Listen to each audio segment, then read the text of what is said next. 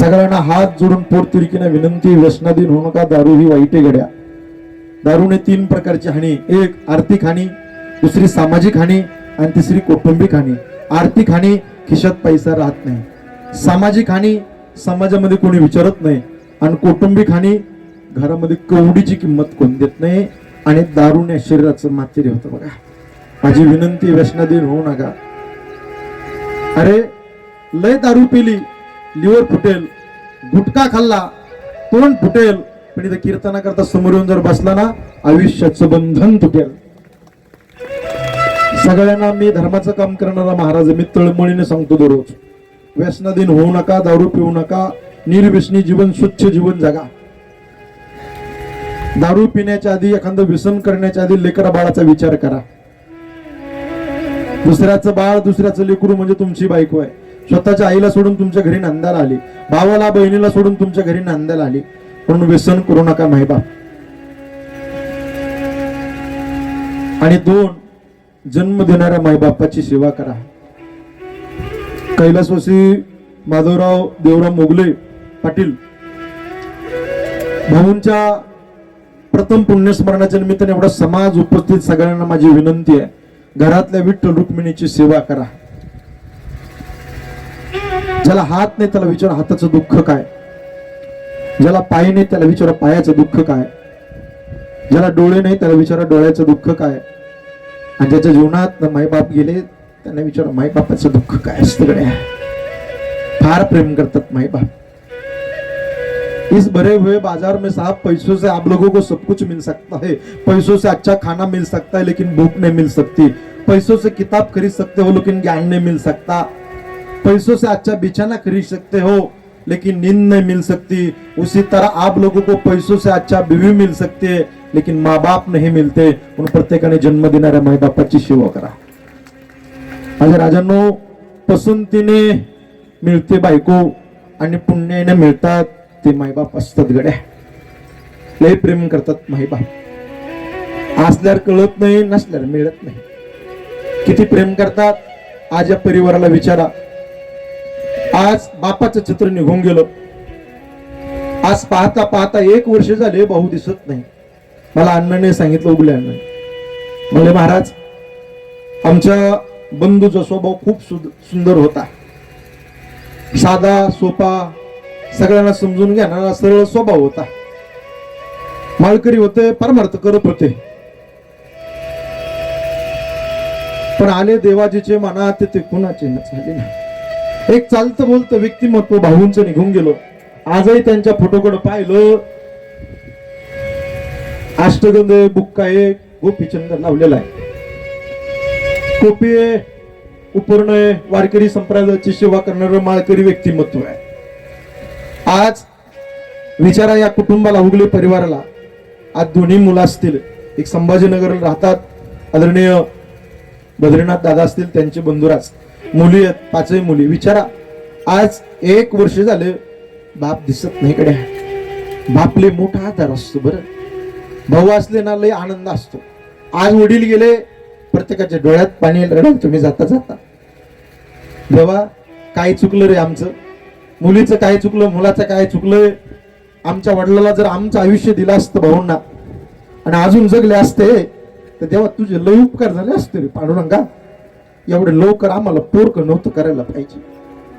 लय प्रेम करतात कडे माई बाप. बाप असला ना लढण्याची ताकद असते. बाप काय असतो आहे का, बाप घराचा पाया असतो. आई घराचा कळच असते. घराचा पाया का एकदा खचला बंगल्याचा तर घर पडायला वेळ लागत नाही. बरं गुरुजी विचार करा, तुमचा माझा बाप किती दिवसाचा सोबती हो, करते अर्ध्यावर डाव सोडून जाईल, कधी तुम्हाला अनाथ करून जाईल सांगता येत नाही. सांभाळा माझ्या राजांनो, माझ्या दादांनो.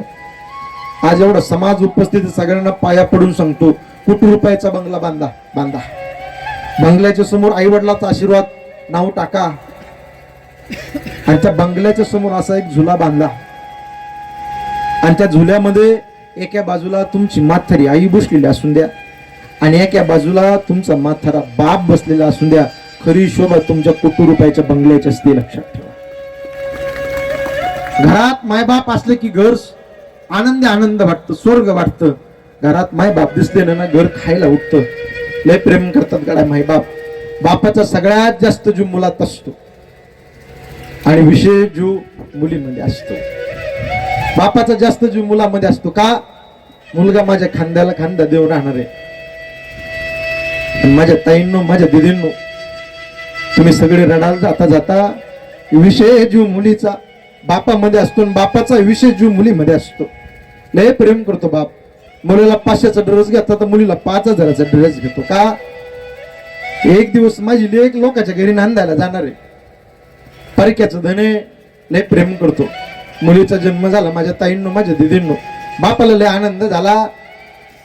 मुलगी चालू लागली. आठवं तुमचं बालपण, तुमच्या डोळ्यात पाणी येईल. चालता चालता मुलीने पडावं. बापाच्या डोळ्यात पाणी आलं. बापाने उचलून घ्यावं, 2 पप्प्या घ्यावा. दिदे तुला लागलंच नाही माझ्या ताई? ए बाई तुला लागलं तर नाही ना? बाप लय प्रेम करतो मुलीवरती. मुलगी काळीच असते बापाचं. फार प्रेम करतो बाप मुलीवरती. मुलगी चालू लागली, बागडू लागली, खेळू लागली. बापाला लय आनंद झाला. एके दिवशी मुलीने म्हणा, पप्पा मला बॅग आणा भारीतली. बाप आणतो. पप्पा मला बूट आणा. पप्पा मला भारीतला ड्रेस आणा. आणतो बाप. बापाला वाटतं एक दिवस माझी लेक, माझी मुलगी लोकांच्या घरी जाणार आहे उद्या. प्रत्येक हट्ट बाप मुलीचा पूर्ण करत असतो. माझ्या ताईंनो, माझ्या दिदींनो, इथं बसलेल्या पैकी ज्यांना मुली आहे ना, त्यांच्या डोळ्यात पाणी येईल. त्यांना कळेल काय दुःख असतं. लय प्रेम करतो गड्या बाप मुलीवरती. विशेष प्रेम बापाचं मुलीवर असतं. आयुष्यात 3दा रडला तो. मुलीचं लग्न जमलं, पहिल्यांदा रडला. मुलीच्या लग्नाच्या दिवशी दुसऱ्यांदा रडला आणि तिसऱ्यांदा बाप रडला. पोटचा मुलगा वेगळं राहायची भाषा करतो. त्या दिवशी त्याला वाटतं काय पराभव आहे. ढसढसा बाप शेताच्या बांधावर जाऊन एकटाच गुराढोरासारखा बाप रडलाय. मुलीचं लग्न जमलं. माझ्या ताईंनो, माझ्या दिदींनो, तुमचा गरीब शेतकरी बाप एक भाकर खाणारा तुमचं लग्न जमल्याच्या नंतर अर्धी भाकर खातो बरं ताईंनो. मुलगी म्हणते, पप्पा तुम्ही रोज एक भाकर खात असतात, आज अर्धी भाकर खाल्ली. बाप म्हणतो मला भूक नाही. उपाशी पोटी बाप राहतो.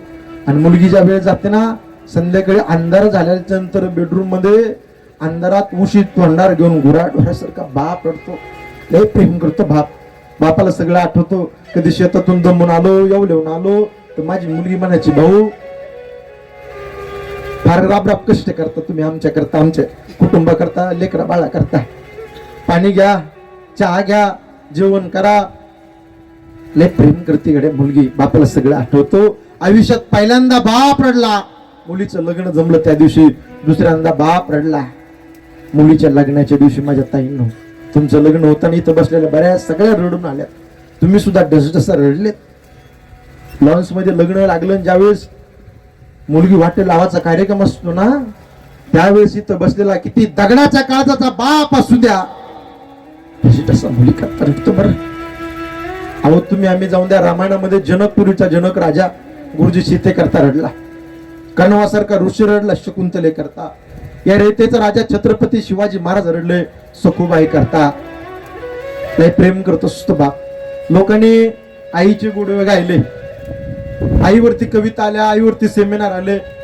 शंकर महाराज इथं बसलेला हा बाप आहे ना, त्याला रडता येत नाही. याचं हृदय लेकरा बाळा करता रडत असतं. त्याला वाटतं जे मला मिळालं नाही ते माझ्या मुलीला मिळावं, जे मला मिळालं नाही ते माझ्या मुलाला मिळावं.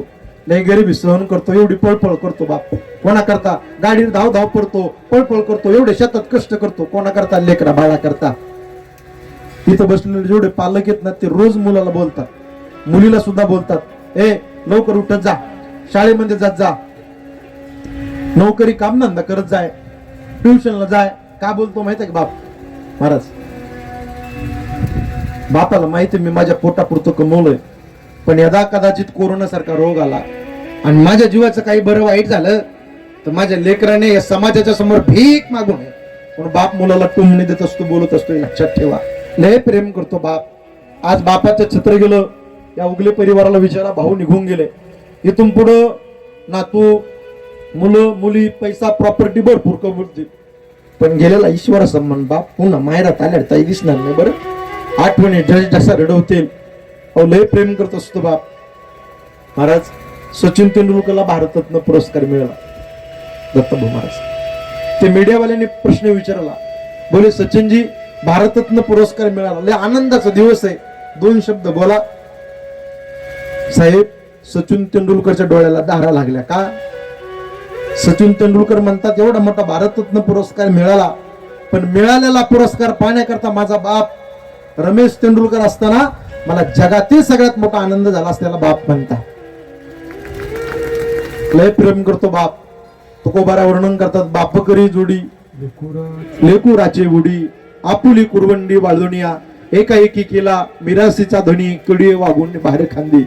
फक्त गंमत अशी आहे, आईला रडता येतं, बापाला रडता येत नाही. तुम्ही नारळ घ्या, तुम्ही नारळ दिसायला कडक आहे पण फोडल्यानंतर गोड अमृतासारखं पाणी देणारा बाप असतो. बरं लोक म्हणतात बाप टप्पड आहे, नाही, लय प्रेम करतो असतो बरं. त्याचं अंतकरण फार कोमल असतं. लय गरीब असतो लेकरा बाळा करता, तुमचे सुखात दिवस येण्याकरता काबाड कष्ट करत असतो बाप, फार प्रेम करत असतो.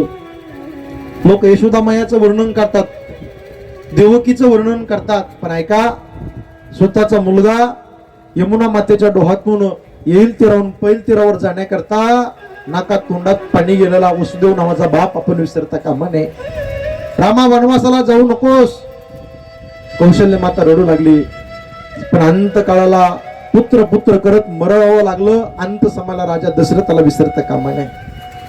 लोक म्हणतात जिजाई साहेबांनी छत्रपती शिवाजी महाराजांना घडवलं, सूर्यप्रकाश इतकं खरं आहे, पण स्वतःच स्वराज्य बळकट होण्याकरता हातापायात वेड्या पडलेल्या शहाजीराजे भोसले पाटलाला विसरता कामा नये. मंडळी, बापाचा त्याग हा फार मोठा असतो, म्हणून बापाला विसरता कामा नये. आई वडिलांच्या जीवनामध्ये सेवा करा, पवित्र तुळशीची माळा घाला, आळंदी पंढरपूरची वारी करा, आणि जाता जाता विश्वगुरु निवृत्तीनाथ दादाकड हात जोडून प्रार्थना करतो, पंढरपूरच्या पांडुरंगाकड.